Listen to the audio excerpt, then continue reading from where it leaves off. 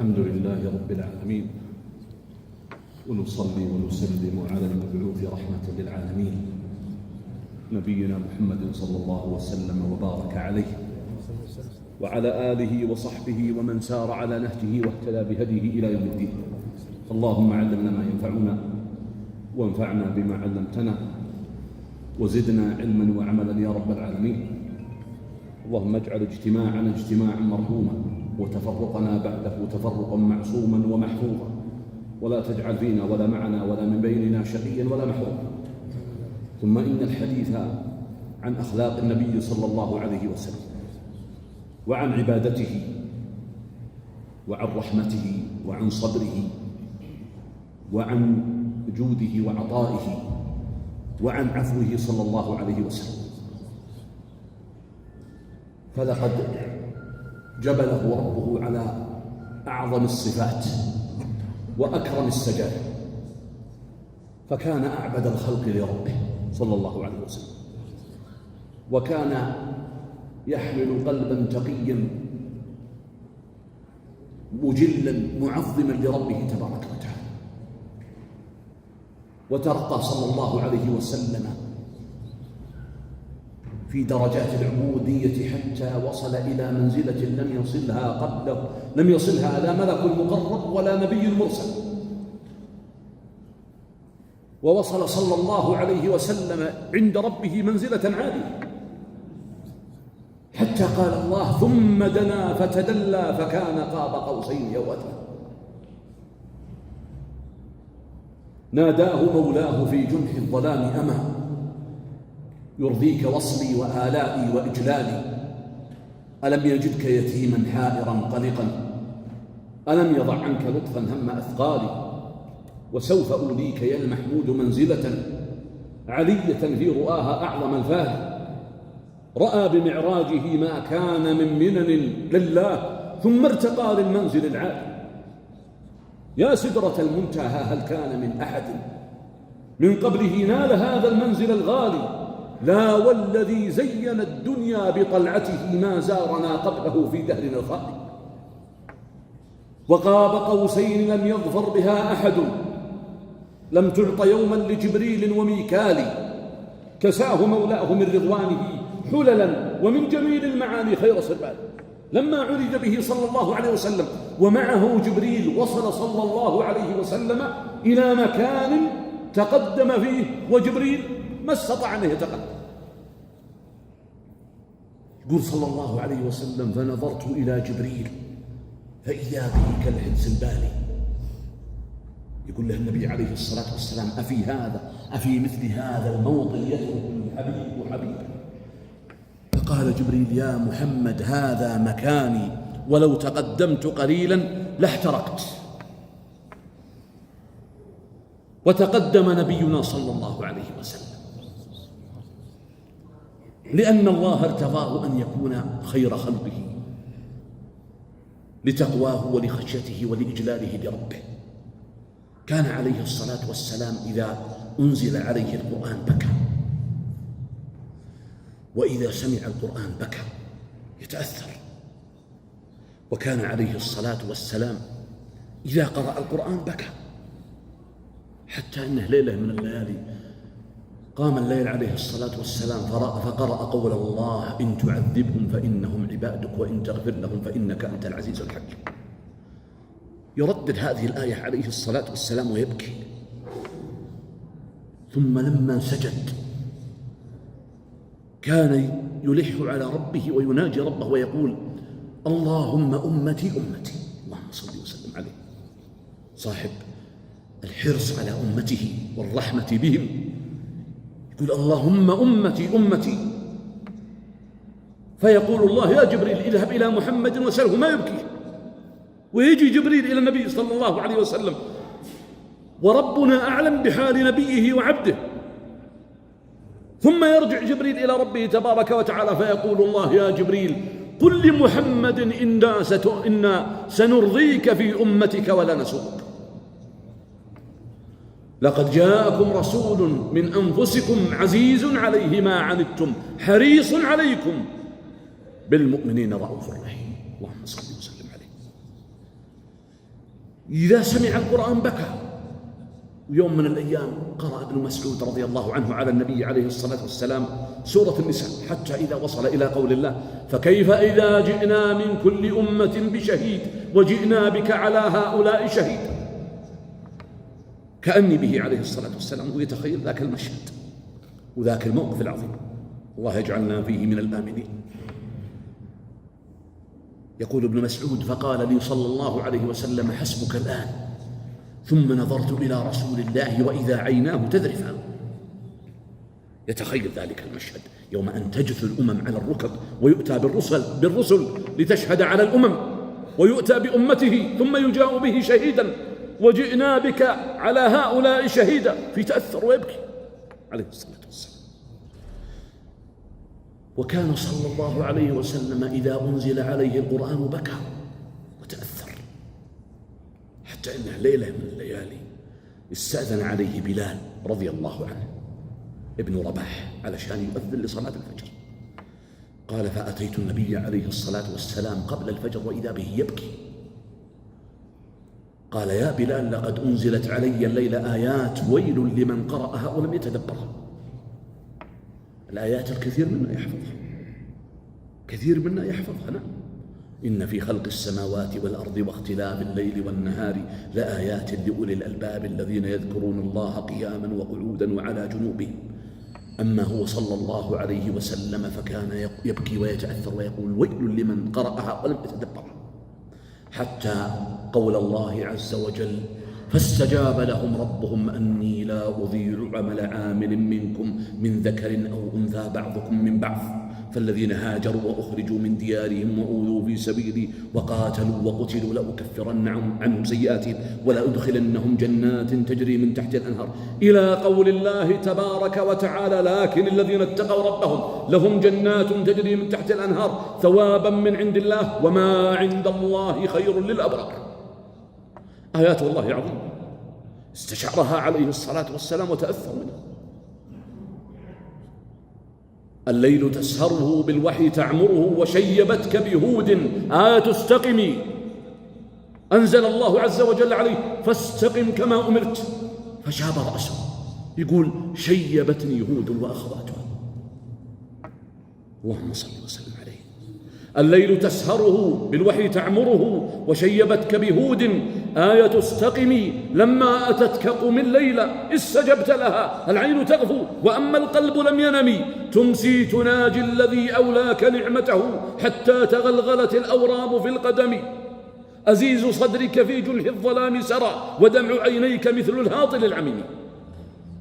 إجلالا وتعظيما وخشية لربه تبارك وتعالى. فاللهم صل وسلم على أعبد الناس وعلى أتقى الناس وعلى من كان صلى الله عليه وسلم يستغفر ربه ويقول: أفلا أكون عبدا شكورا. ويخرج مع أصحابه صلى الله عليه وسلم فيمشي فيقولون: يا رسول الله نمشي وأنت تركب. قال: ما أنتما أقوى على المشي مني ولستما بأشد حاجة للثواب مني. قلب عظيم امتلأ إجلالا وخشية وإنابة وتبتلا لربه تبارك وتعالى. فاللهم صل وسلم عليه. اللهم صل وسلم على صاحب الرحمة الذي كان رحيما بكل أحد، يرحم المرأة حتى وهو في صلاته. يقول: إني لأقوم في الصلاة أريد أن أطيل فيها والصلاة قرة عينه. ما هو يقول: وجعلت قرة عيني في الصلاة. يقول: إني لا أقوم في الصلاة أريد أن أطيل فيها فأسمع بكاء الصبي فأتجوز في صلاتي كراهية أن أشق على أمه. لأن الصبي يبكي ولا يدرك أن الأم دخلت في الصلاة، والأم تريد أن تلتفت إلى صلاتها وقلبها مع ولدها، فيقول: أجوز في صلاتي وأنا كنت أريد أن أطيل فيها. فهو صاحب رحمة عليه الصلاة والسلام، يرحم الشيخ الكبير، يرحم الطفل الصغير، يرحم الضعيف، يرحم المملوك، يرحم الخادم عليه الصلاة والسلام.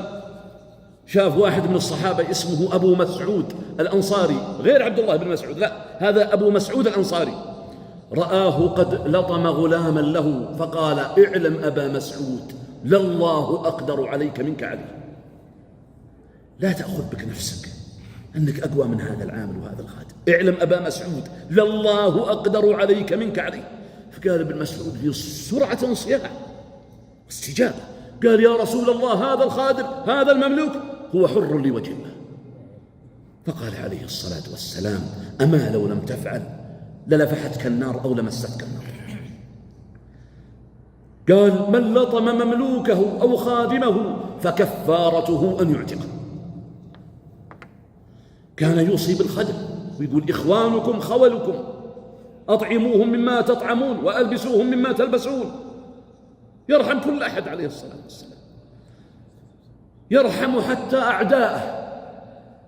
والقصة المعروفة الشهيرة لما وصل عليه الصلاة والسلام إلى ثقيف إلى الطائف وردوا عليه ردا كان فيه من الفظاظة والغلظة الشيء العظيم، ورجع عليه الصلاة والسلام ورجموه وآذوه. فكان عليه الصلاة والسلام يناجي ربه ويقول اللهم إني أعوذ بنور وجهك الذي أشرقت له الظلمات وصلح عليه أمر الدنيا والآخرة أن ينزل علي سخطك أو أن يحل بي غضبك، لك العتبى حتى ترضى ولا حول ولا قوة إلا بك إلهي ويا إله المستضعفين، إن لم يكن بك علي غضب فلا أبالي ولكن عافيتك أوسع. يقول هذا الصدود وهذا الإعراض وعدم الاستجابة من هؤلاء ومن أهل مكة، إذا كان هذا ليس من باب أنك ساخط علي فلا أبالي، يصيبني ما يصيبني، إن لم يكن بك علي غضب فلا أبالي ولكن عافيتك أوسع. فيأتي جبريل ومعه ملك الجبال قال يا محمد قد سمع الله مقالة قومك لك. سمعوا ايش قالوا لك وماذا ردوا عليك به. يا محمد إن شئت أن يطبق عليهم الأخشبين فعل، ينتهون كلهم. فقال صلى الله عليه وسلم في رحمة قال ولكني أرجو أن يخرج الله من أصلابهم من يعبده ويوحده. فقال له ملك الجبال أنت كما سماك ربك بالمؤمنين رؤوف رحيم، اللهم صل وسلم عليه. لما جاء والد أبي بكر اللي هو عثمان اللي يلقب بأبي قحافة، جاء في فتح مكة جابه أبو بكر ولده، أتى به إلى النبي صلى الله عليه وسلم ليؤمن، وكان شيخا كبيرا يعني يا الله يمشي. فقال صلى الله عليه وسلم في رحمة نبوية فقال لماذا أتعبتم الشيخ؟ لماذا أتعبتم الشيخ؟ هل لا تركتم هذا الشيخ في مكانه؟ أنا من يأتي إليه ولا يأتي إلينا. فقال أبو بكر والله يا رسول الله إنه لأحوج من أن يأتي إليك من أن تأتي إليه. الله أكبر. وبكى أبو بكر. تخيلوا أن أبو بكر في هذا اليوم يبكي. شوفوا عظمة هذا الرجل العظيم رضي الله عنه كيف يبكي أبو بكر وأبوه أسلم وشرح الله صدره للإسلام، ليش تبكي يا أبا بكر؟ فقال والله لوددت أن هذا الإسلام كان لعم رسول الله صلى الله عليه وسلم أبي طالب، لعلمي وإدراكي أن رسول الله صلى الله عليه وسلم كان حريصا على إيمان وإسلام عمه أكثر من حرصه على شيء آخر صلى الله عليه وسلم. يقول فوددت أن هذا اليوم كان إسلام عم رسول الله صلى الله عليه وسلم. فاللهم ارزقنا التأسي به في عبادته وفي رحمته وفي عفوه صلى الله عليه وسلم.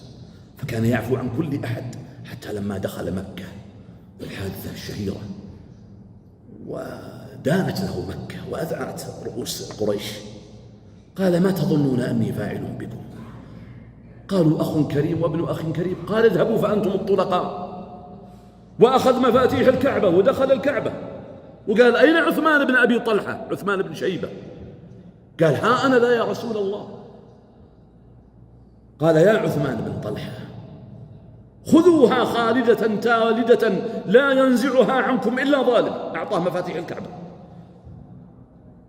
وعثمان هذا يعني كان الرسول عليه الصلاة والسلام في مكة جاء علشان يدخل الكعبة يصلي فيها، فمنعه عثمان، منع الرسول صلى الله عليه وسلم، قال ما تبغى.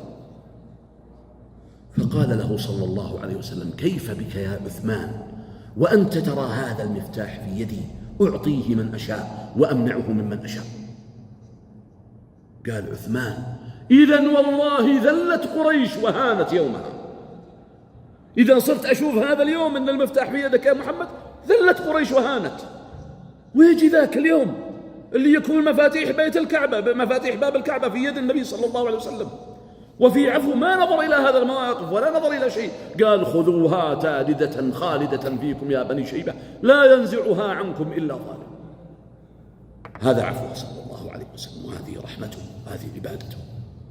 ولن نحيط بصفاته وأفضاله وشمائله عليه الصلاة والسلام، لكن أسأل الله أن يرزقنا التأسي به واتباعه والتمسك بسنته والسير على منهاجه والترضي عن أصحابه والحرص على محبة أصحابه وغرس ذلك في أولادنا وشبابنا ونشر هذه الثقافة في مجتمعنا، لأن هذولا هم أمنة السماء. يقول عليه الصلاة والسلام: النجوم أمنة للسماء، فإذا ذهبت النجوم أتى السماء ما توعد. وأنا أمنة لأصحابي، فإذا ذهبت أتى أصحابي ما يوعدون. وأصحابي أمنة لأمتي من بعدي، فإذا ذهب أصحابي أتى أمتي ما يوعدون. ويقول: لا تسبوا أصحابي، فوالذي نفسي بيده لو تصدق أحدكم مثل أحد ما بلغ مد أحدهم ولا نصيفه. نحفظ وصيته عليه الصلاة والسلام في أصحابه: الله الله بأصحابي، لا تتخذوهم غرضا من بعدي، فمن أحبهم فبحبي أحبهم، ومن أبغضهم فببغضي أبغضهم، ومن آذاهم فقد آذاني، ومن آذاني فقد آذى الله، ومن آذى الله فيوشك الله أن يأخذه. هم صفوة الأقوام فاعرف قدرهم، وعلى هداهم يا موفق فاهتدي، واحفظ وصية أحمد في صحبه، واقطع لأجلهم لسان المعتدي. هم كالعيون ومسها إتلافها، إياك أن تؤذي العيون بمرودي، ما سبهم إلا حقير تافه نذل يشوههم بحقد أسود. لغبار أقدام الصحابة في الردى أغلى وأعلى من جبين الأبعد، والله لو كرهت يدي أسلافنا لقطعتها ولقلت سحقا يا يدي، أو أن قلبي لا يحب محمدا أحرقته بالنار لم أتردد. اللهم صل وسلم عليه وارزقنا اتباعه، وأوردنا حوضه، واسقنا من يده من حوضه شربة لا نظمأ بعدها أبدا. اللهم أوردنا حوضه وارزقنا شفاعته، واحشرنا تحت لوائه يا ذا الجلال والإكرام. اللهم أدم على هذه البلاد المباركة أمنا، واحفظ عليها عقيدتها وتمسكها بسنة محمد صلى الله عليه وسلم، واحفظ قيادتها وولاة أمرها، واحفظ علماءها ودعاتها، واحفظ أهلها من كل سوء ومكروه. أدم الأمن والأمان على هذه البلاد المباركة يا رب العالمين. والله أعلى وأجل وأعلم. صلى الله على نبينا محمد، والسلام عليكم ورحمة الله وبركاته. جمعية الدعوة والإرشاد وتوعية الجاليات بأبها، بالدعوة نحيا.